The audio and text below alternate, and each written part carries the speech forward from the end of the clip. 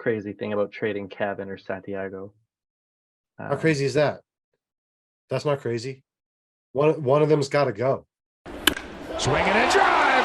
Yeah, he's done it again. A two-run shot in the first. Hello and welcome to Swinging a Drive, a Toronto Blue Jays fancast. The Blue Jays have started off the season 11-7 over the first 18 games, but there's still definitely a few questions and concerns. Like, how are they going to continue to use Brandon Belt, or should they continue to use Brandon Belt? Who's going to play second base? Will it be Santiago Espinal, Whit Merrifield, or could it even be Kevin Biggio? We'll talk about all that and more. But first, be sure to hit that like and subscribe button so you can stay up to date on all future content from Swinging a Drive. James, how you doing today? Pretty good. Good to talk to you again. Thanks for joining us, everybody. Yeah, it's a pretty good day. Jays are in okay shape. Everything is fine. Everything is fine. Everything is fine. Everything is fine. Do we need to do the watch thing? Right? Yeah. Everything is fine. Everything is fine. Everything is fine. Send me your Bitcoin. Or don't. I don't really think it has much value these days anyway. Crazy thing about trading Kevin or Santiago. How crazy is that? That's not crazy. That's the kind One of them's got to go. The problem is I don't think we can make a trade this early in the season. No one's looking to trade right now. Everyone's looking to ride it out because it's early in the season. Yeah. Well, that's just it. Like, we don't know where we're going to shake out either. So yeah, exactly. Yeah. I would have said pre-season, I would have loved to see Espinal be our second baseman on a way more regular basis. He was a freaking all-star last year. He was an all-star in the first half of last year, and he really fell off in the second half. Things really fell off, and so it's not like Whit is completely aged out of baseball. He's not that old. I looked it up. He's on our list, but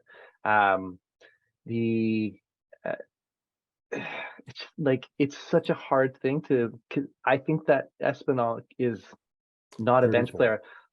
Espinal needs the treatment that we gave Rowdy Tellez. He's that kind of guy. He needs to be playing somewhere every day. He could go be an everyday second baseman somewhere for sure. Yeah, and I think that to serve that player the best, he can do that. And I'm to be quite honest, I'm perfectly fine with Biggio as he's a more useful utility. The only problem is we shoot ourselves in the foot at shortstop because I don't know that we have a really suitable backup shortstop on the bench.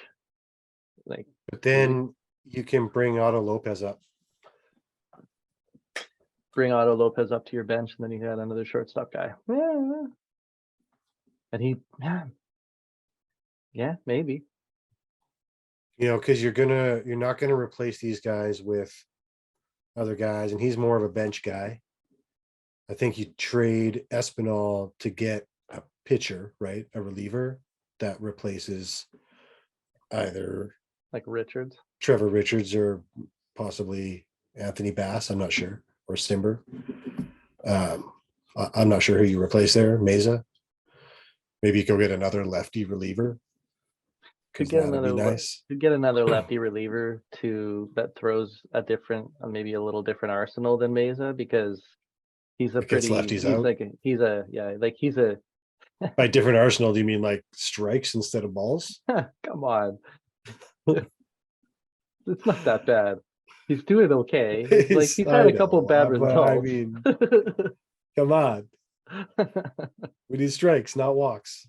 That goes for everybody right now. That goes for everybody. We're not as bad as we've been in past years, where it was anytime you change the pitcher, whoever came in was immediately walking their very first guy.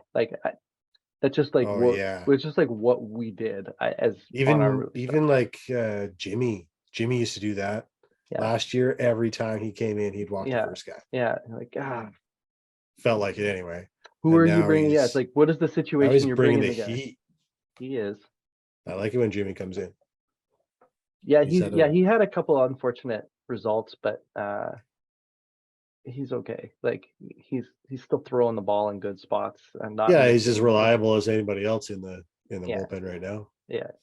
No. Yeah, I don't know, man.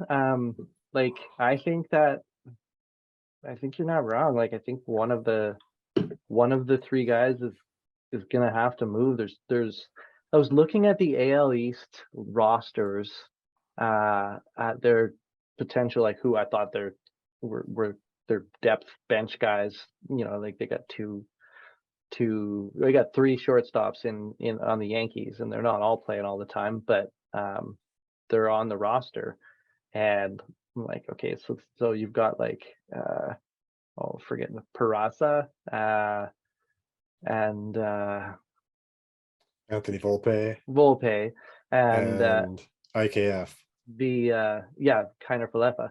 And like, you know, okay, so two of those guys at any given time are considered sort of bench players. I'm like, well, okay, like that decent talent on your bench for if you're the Yankees already. Like, I mean, you look at us and we're like, we're not getting production like we need to out of the guys that are coming off of our bench. We are not. No, like we went and got Luplo, brought him up for the series against all the lefties. He was absolutely useless. And then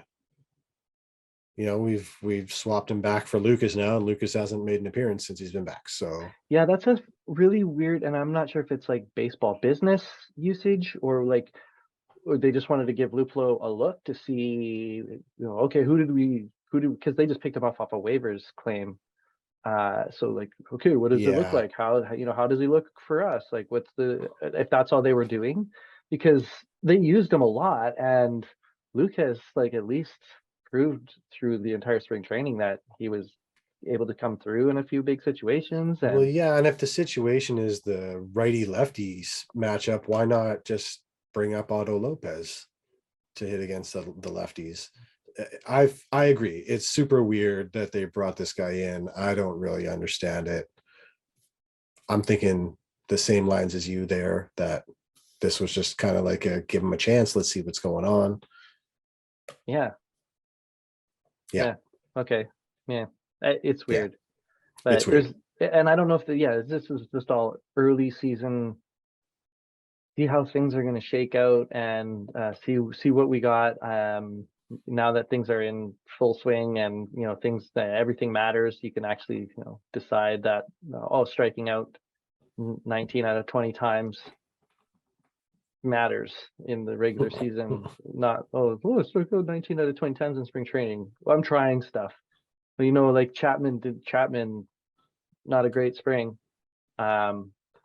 When it started to matter, not even an okay spring really for Chapman. When it started to matter, there he is making it happen. And this is the difference between 1.2 OPS right now. Like, he's killing it. He's leading the league in OPS. Yes. Like he's leading the league, multiple, and he's leading the league, extra base hits. Extra base hits. Probably slugging, I would have to assume. I haven't looked second at in hard contact right now. Yeah, like it's crazy. It's exceptional. This is a contract year for sure. Yeah. But whatever. Which makes me wonder why the hell he's not hitting cleanup all the time. Yeah. I noticed when we get to our lineup thing, we have a couple similarities. Yeah. Which is, it's bound to happen. There's only 20. There's only 26 guys. Yeah, exactly. So no, but I'm fine, and I don't know what we would get for somebody like Espinal and where we would go, but like he's not going anywhere for a while, and we're not right now. What do you get for Espinal? He's hitting 0.94. He's got an on base of 197 and an OPS of 0.335.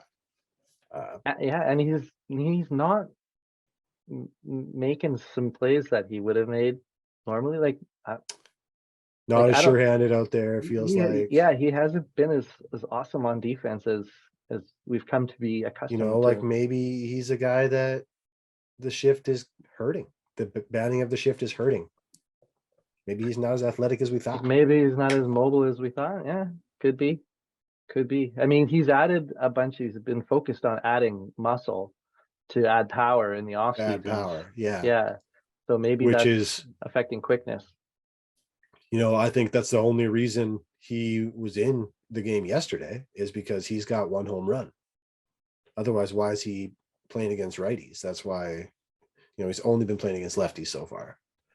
Right. And this yesterday he started only because he got a home run in the day before.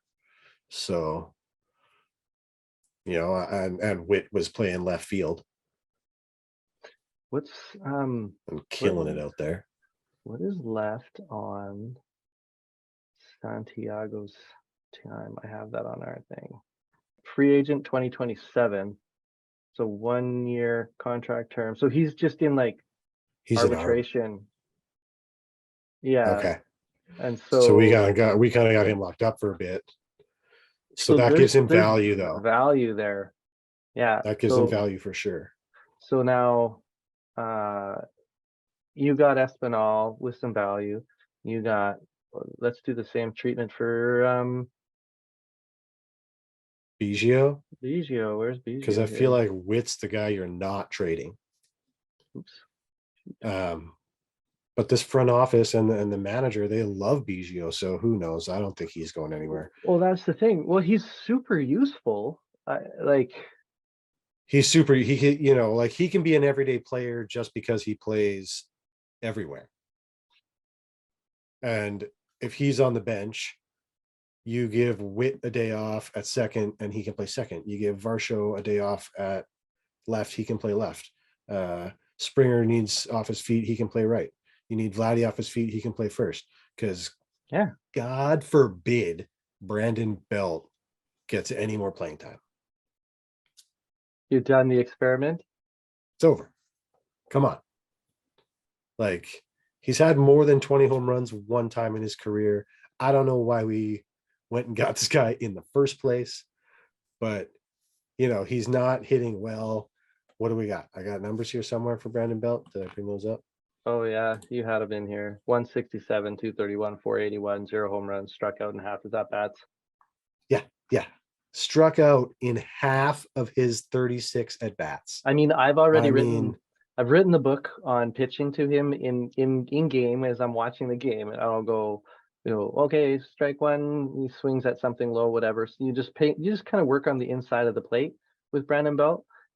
He'll swing at absolutely anything relatively inside and miss most of it. I don't think he's seeing the ball at all. Like, no, not well, because he's not fouling stuff off. He's not, he's had a couple of days where he's got a few hits, but for the most part, he's not playing well. Like, so for me, like, he's a bench guy. He's got to be able to come up with a hit off the bench late in the game. When they bring in a righty reliever, he's got to be able to do that. Otherwise, what's he doing there? Yeah, I mean, you have Mattingly. Really, you have Mattingly as a mentor for Vladdy at first base. So you don't really need a mentor. You do need leadership from people who've won before, and so that at that point becomes his role. But then you're taking up a bench spot from a useful person, right? For like a leader, a rah guy. Like it's. I mean, I don't know. He's got to really get going for me. Well, and the thing is, you got to be taking his chances away too, because he hasn't earned more. So can he get going if that's the case? I don't know. Well, yeah, actually, that's the conundrum, right? Is the guy, I don't think he's ever been a designated like hitter in his role on the team that he was playing on. And this is the first time he's really doing that, I think. Like, he played more often when he was in San Francisco. And so I think that in 2022 he played in 78 games with San Francisco, 97 in 21. He played 50 of 60, but then in 19 and previous it was all over 100.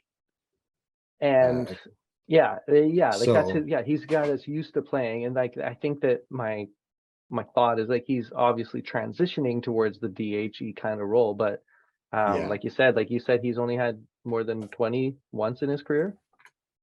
yeah, he hit 29 home runs in 2021. Yeah, And other that than was that, his highest is 18, and that was a couple of times in 15 and 17. right. Yeah, So, like he's not a huge hitter. He's not like,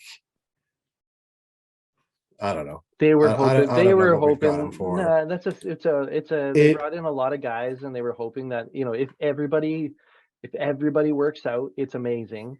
But you have to plan to have some people just not really work out. And like if he comes and he really worked out and he's crushing the ball as a DH most of the time and an occasional first base spell out, we're feeling really Yeah. good, right? Well, Everything. and I'm not sure how much he's getting paid. So if this continues, can we afford to just release him? Like, I don't know. Mm. Can we be paying that much money to someone that's not in our team? I don't know. But it's Can also a bit of a button for me because I don't want him playing first base. Why is he playing first base?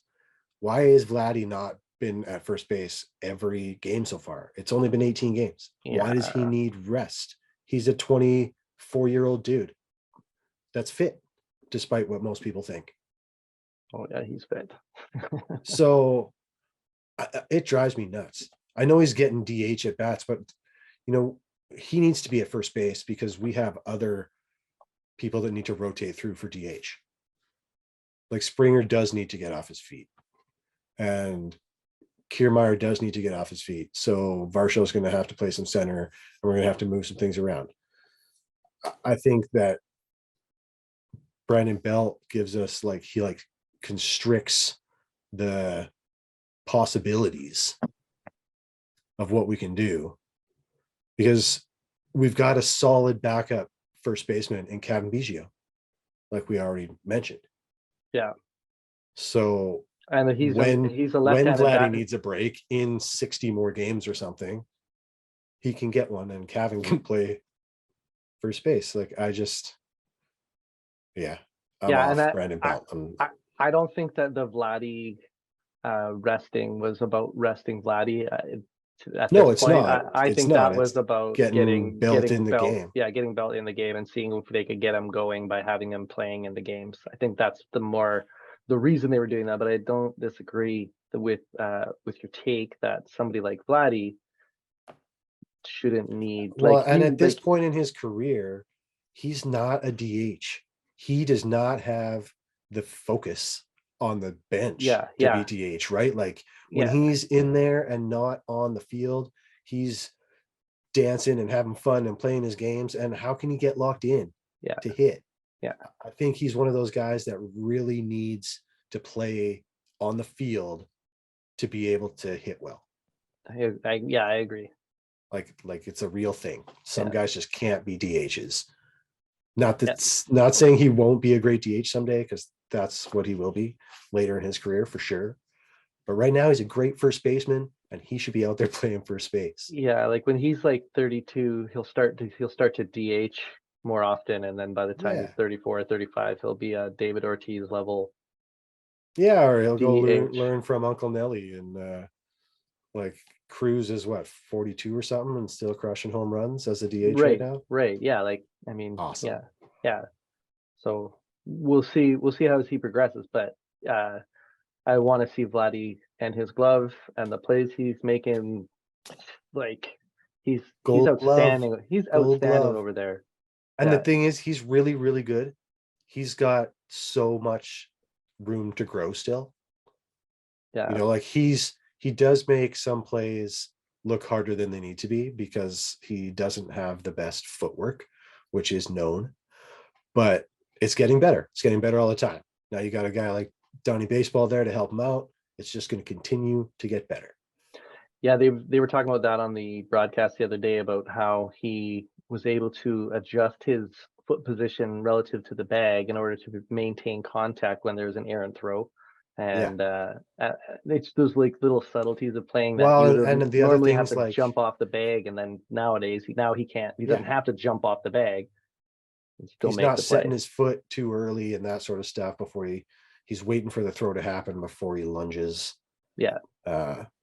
He's getting a lot better, and he's going to win more Gold Gloves for sure. Yes. And that's why he needs to be out there. Yeah. Sorry. Yeah. Stop so, like, playing Brandon Belt. When you got like guys like Chappie, Bichette, that they'll play 150 games more. Like or more. Like there will be guys that play like so. Your argument Vladdy's about done it already. Like, I just don't get it. yeah, about the rest, I think is that it's not about load management at this point, and that was getting Belt in the game, doing the experiment, and I think that maybe you're ready to call it. I don't know if I'm ready to call it on Belt yet, but we're running short on time. Like, yeah, I'm out. I'm out on 18 Ks in 36 ABs. I mean, striking out at a 500 clip. Come on, can't be doing that. Yeah, it's fair. What else did I have in there? Yeah, it's fair. I mean, so like, and I noticed he's not in any of our lineups that we did. Even in our he's not. I refuse to consider him a starter. He's not a starter. Yeah, even in our other alternative lineups, the things that we've had, he's not in there. So that says something about what we're watching so far. So, I mean, I'm like excited. It's like, welcome to Canada. Yay. Welcome to the Blue Jays. I hope everything goes well. But at the same time, if it doesn't go well, like, okay, we have to be able to. We can't wait. This is a year. Now. Yeah, this is a year of expectations. This isn't another like we're exactly. We're That's like, it. This is a year of expectations. Yeah, and when you have Kiermaier going off as a guy that's come back from his injury, and like, I expect the same from Brandon Belt, kind of. Not saying that Kiermaier is like crushing the ball or anything like that, but he's got the most hits out of the 9-hole in MLB right now. And he's coming up with plays. He does have one homer, and he's so fast out there still. I cannot get over how fast he is still. Yeah, like Brandon Belt is like a turtle going around those bases in comparison. Although it was pretty funny. Dan Schulman talking about it in the game yesterday. Was it yesterday? Merrifield's at bat and Belt's on first base, and saying, anytime it's Kirk or Belt, they pretty much won't put on the hit and run. And the very next pitch, boom, hit and runs on, Belt's on third base. I was like, oh. I'm still not certain that was a hit and run. I think Belt just he's an okay base runner still. He's a smart guy. He's been in the game for a long time. He's not fast enough to steal bases. I don't care how smart you are. I don't. Did he leave before the ball was hit? I think so. I think it was close. It was close. But like, maybe that's what you have to do sometimes, just to get guys going. You put the play on. Yeah, put the play on and say, like, here, we're asking you to do this thing. They get after it. Yeah. Well, the leash is short. The leash is short. It's got to stay. It's got to keep short. You got to keep it short. You got to put like a choker on the end of it, and keep them tight. That's fair. Because, like you said, expectations are high, and so far, he's not there. I know it's only been 18 games, but it's already, it's already time to stop saying it's early. All these games matter. Every game matters. Win them now, then you don't have to work as hard to win them later. Well, so like, it's the same thing with Manoah. Like, we have expectations. There's expectations now, and if you're Kikuchi and you've had one outing where things didn't go great, And you're like, if you were to look at your first three starts, and you're like, Kikuchi, right on, man. That's pretty good results. Like, but Manoah, you go, oh crap, what the hell's going on? Yeah. Like, and that's so, like, I don't know if there's off-field stuff that's like getting his focus off. But there's Maybe. something not right. Like, he's definitely well known for being able to like grind through an outing when things He's got aren't going his well. mechanics are off. Like, His yeah, mechanics are way off. I don't know, like he's a big guy, right? So mechanics are super important. He's got to be going down the hill towards the plate. And every time right now, every time he's fallen off to the left side before he's supposed to. He's kicking on the mound like it's the mound's fault. yeah. Well, It that's is the thing you not the notice. dirt's fault. I'm Yeah, sorry. It's not the dirt's fault. You're yeah, on your home field. When they were at home and he's kicking on the dirt, yeah, I was screaming at the television.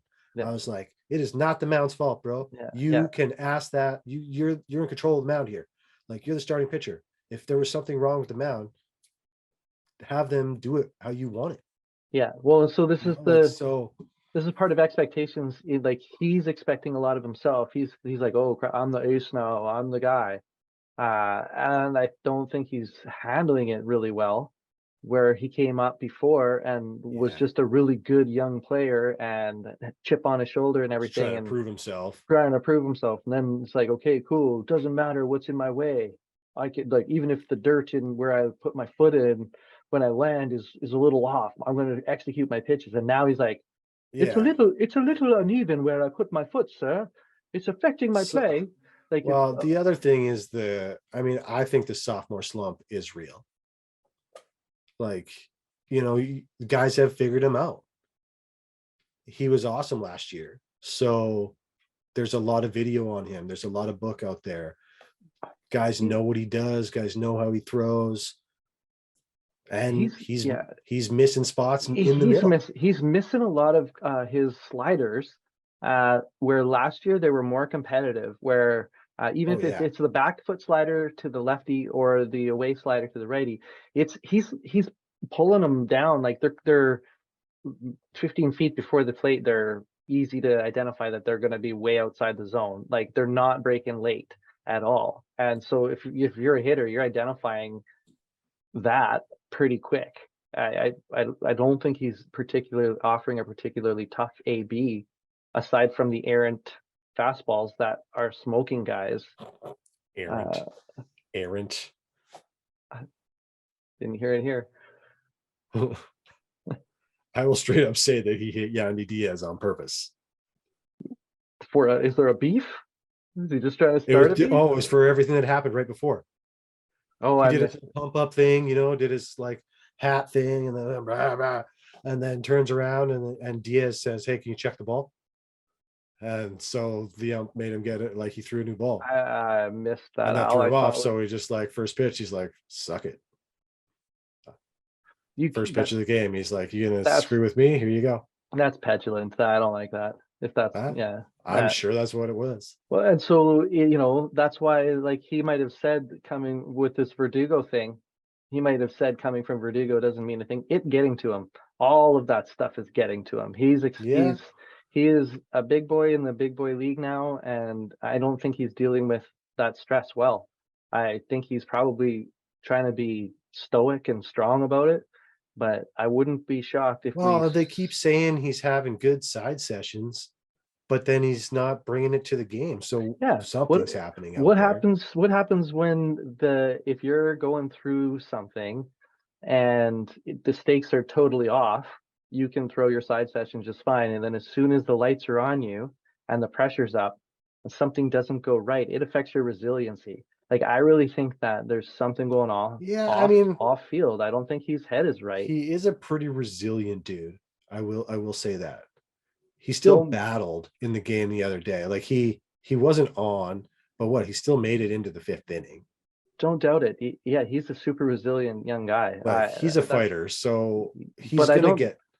that's what I mean though. Like, he's expected to be this fighter who fights through stuff and does all this stuff, and he's gonna make. Sometimes guys need a hand. I think Yeah, that is where I think yeah, he's in. I agree. I think he needs a help. I think that I'm pretty sure that he's going to get that help like this week. They're going to like, he's getting talked to. They're setting up a different game plan for side sessions / bullpens, whatever it is. He's going to be considerably more focused and throwing down the hill, not falling off the hill. Mhm. When does he pitch? In 3-4 days. Yeah, 3 more days, I think. In his Yeah, next start. 4, yeah, there's an extra day of rest in between. Yeah. Like, Which I is hope so. Also, is that in Yankee Stadium? Is that the Yankees games? If it's the Yankees games, he always goes off for Yankees games, right? Like, Yeah, well, and I mean that would be a good right. So like barometer of where he's at, because yeah, I don't know if it's as simple as like fixing your side session and everything's okay. Like, I think that they need to I think a manage. lot of it will be fixed with the mechanics. Yeah, I don't think it has anything. I think that he needs to manage his time outside of baseball. I think the team needs to manage his demands, the demands on his time outside of baseball better, and allow him to be 25. And I just Yeah. think that he needs to, like, his life, like, I don't know, I'm making comments about the guy's life that I don't know anything about it, but I just feel like there's something going on, and he needs to simplify things, get back to that, chip on the shoulder guy who's ready to prove himself, and just start throwing the ball again. That's like, it. I don't want to say I'm not worried about him, because there's definitely some worry there, but I also think that he'll sort it out. It might just take a couple more starts, which unfortunately is tough for the bullpen to handle, tough for the rest of the pitching staff to handle. He could use some run support, right? Like, I know he's given up a lot of runs, but they've won every one of his starts except the last one. yeah, but they were like comeback wins, weren't they? Oh yeah, like like there was he's not getting the support in the early innings, which helps a pitcher relax a bit, right? No, it's just to say that the results went, even though we're worried, the results. Yeah, the results are there, right? Still So getting, and it's something with the first inning. The guys are getting hit around. Like, Gausman got hit around in the first inning. Are we worried about Gausman? No. We'll figure whatever happened out. No, yeah, and I think we talked away from this about Gausman, and I think you're not wrong. I think if you're going to call 4 splitters in a row or something, like eventually they're going to know what's coming next. Splitter, just look, splitter. He's going to leave one up a little bit one time, and I'm going to catch it. Splitter. Like, that's all right. But he's not absolutely executing. He's got to locate that fastball down every once in a while so that the splitter plays off of that, right? Like, yeah. And when he's not locating the fastball, he's going to get hit. Guys are going to lay off the splitter. Yeah. So, yeah, I don't know. Gausman will get it sorted out. He'll bounce back fast. He's smart. He's smart. Yeah. And then we'll see what happens with Barrios today. Hopefully that goes well. Yeah, I mean, yeah.